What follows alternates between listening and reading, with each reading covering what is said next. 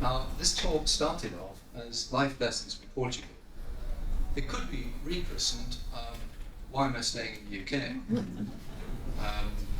Or give it a little longer, say another 6 months, and it will be, where are you going to sit out with a recession?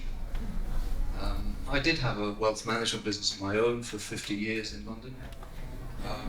Unfortunately, we had 6 real estate agencies within it, and the Prudential were kind to me and bought me out, because our practice had a speciality of buying property for pension funds. And we've done over 700 of those transactions during my career, ranging from a small factory in an office block to 2 buildings for the BBC and 700,000 square feet and 2 billions worth. So we have some property experience. And what happened after giving one of these talks, I was phoned up by someone in the audience who told me what they were going to buy. And he was going to spend 1.2 million, and he'd never seen it. He was buying a flat. The more he told me, the more I worried for him. So I offered to go and have a look at it for him. It wasn't 420 square meters, as he told me. That was the size of the plot. It had beautiful views, but along one side there was a busy road. His son was autistic and nervous of noise, so a bit of a no-brainer there. It wasn't 90% finished, it was 10% started. So I decided that this was really a no-go for him. Having spoiled his game, I felt obliged to find him something better. And we did. We found something on the market for 900, negotiated it down to 820, got him to throw in all the furniture, which was less than 3 months old, and the plot next door to it, and he's now very happy with his plot. That was on a pro bono basis. What I didn't know, he was talking to the Sunday Times at the time about moving abroad, and he put my name in it. So now I have a business, and my retirement lasted about 15 minutes. So, the talk itself, our business is very bespoke. We only can handle about 3 cases a month, and I don't want it to be a big business ever again. And what we do, we hold the hand of somebody through the exercise. Everybody is unique, so I'd encourage you to talk to us about you.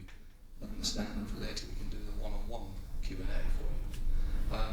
But we have to know all those things about you and your situation to be able to help. So there's our start. So let's start with a few facts, because I could cut this whole thing quite short and say, look, Britain's screwed, get out. Because that sort of sums it up. But the facts are, let's start with something that's really quite important.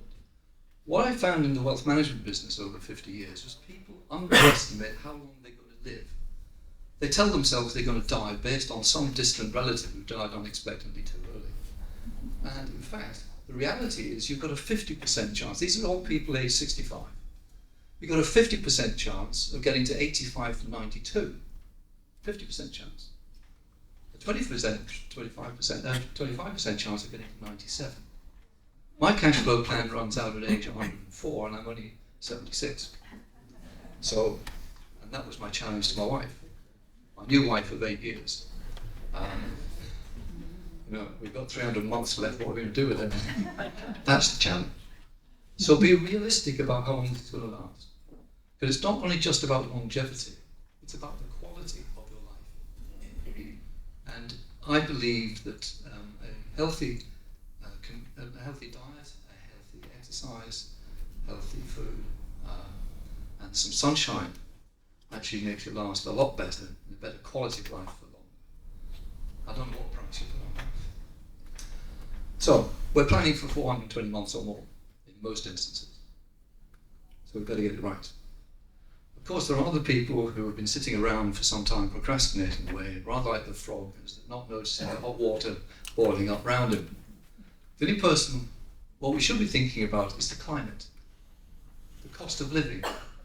I used to live in Marylebone. I just bought some coffees yesterday and they paid 5 times what I pay in Madeira for the coffees. The cost of living is at least in Madeira half of London prices, at least half. That makes a difference to your spendable income. The healthcare, we're just building a new hospital, 380 million euros, a teaching hospital aligned with the university. Thank you, Brussels. Safety. Crime is almost unknown. I mean, you can't steal a car and get off the island, can you? So it's not worth it. There's natural beauty. There's 2,500 kilometres of levadas, the walks, where they bring the water down to the mountains, down to irrigate the fields and then down to the city. Beautiful natural walks. Outdoor activities. Jessie, my colleague and Portuguese partner in the business, she's a mountain guide and a keen cyclist, so she can tell you about the local stuff. The guy that we want to upset the most is this guy, the taxman in the UK. Read the rules, don't join. Don't join. And it's very important what was said about earlier about the domicile. The domicile of choice is very, very important.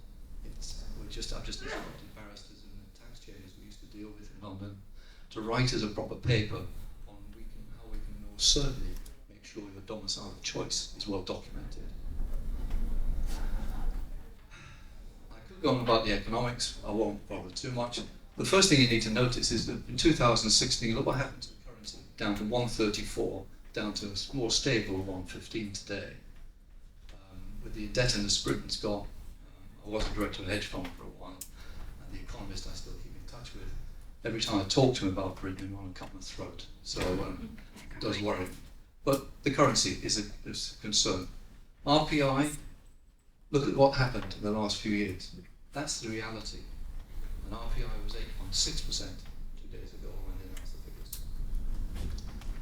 The stock market, well, if you're in a tracker, that's pretty good.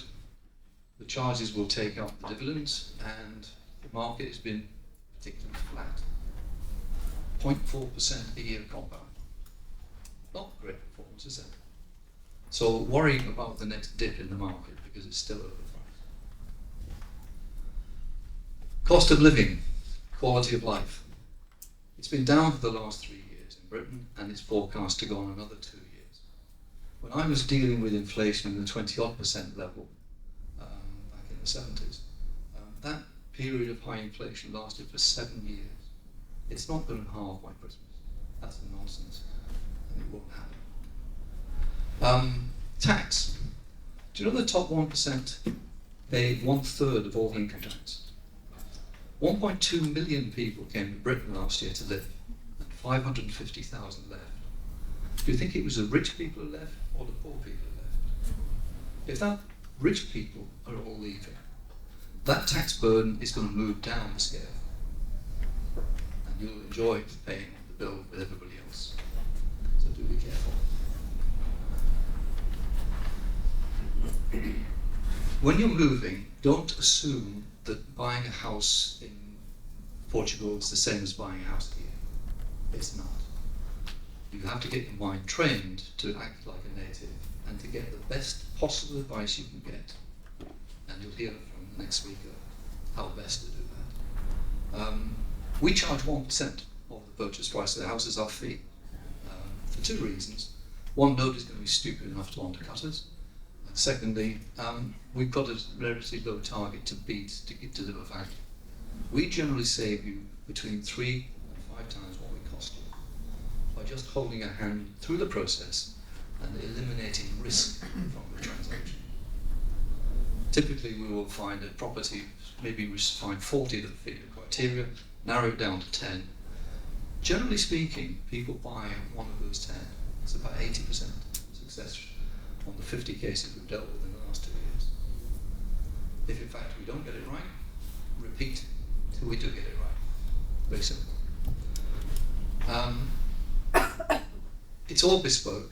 There's no rules, but everybody is completely different. I couldn't tell you what the typical case is. Most people, it's about the only common thing they've got in place.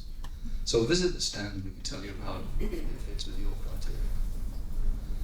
There's only 2 of us in the business. There will never be more. And when I retire, Jessie will have the business.